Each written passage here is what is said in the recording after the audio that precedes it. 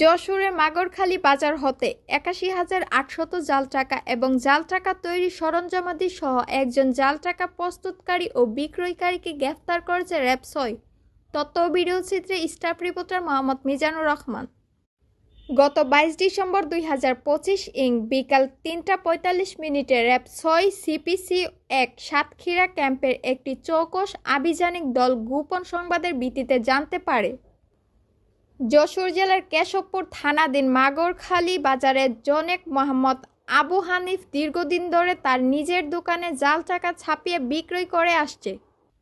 উক্ত সংবাদের সত্যতা যাচাই ও প্রয়োজনীয় ব্যবস্থা গ্রহণের নিমিত্তে অদ্য ২২/১২/২০২৫ তারিখ ৪টা ৪৫ মিনিট সময় উল্লিখিত দোকানে অভিযান পরিচালনা করে আসামি মোহাম্মদ আবু হানিফ, পিতা সুরত আলী মোল্লা, মাতা নার্গিস আক্তার শাং, কন্দপুর থানা, কেশবপুর জেলা, যশোরকে গ্রেফতার করা হয়।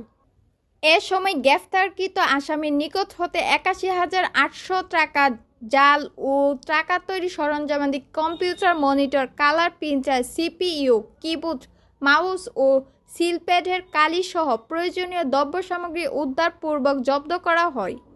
গ্রেফতারকৃত আসামির বিরুদ্ধে সংশ্লিষ্ট ধারায় মামলা দায়ের করত জবাবকৃত আলামত সহ আসামিকে পরবর্তী আইনগত ব্যবস্থা গ্রহণের জন্য যশোর জেলার কেশবপুর থানায় হস্তান্তর করা হয়।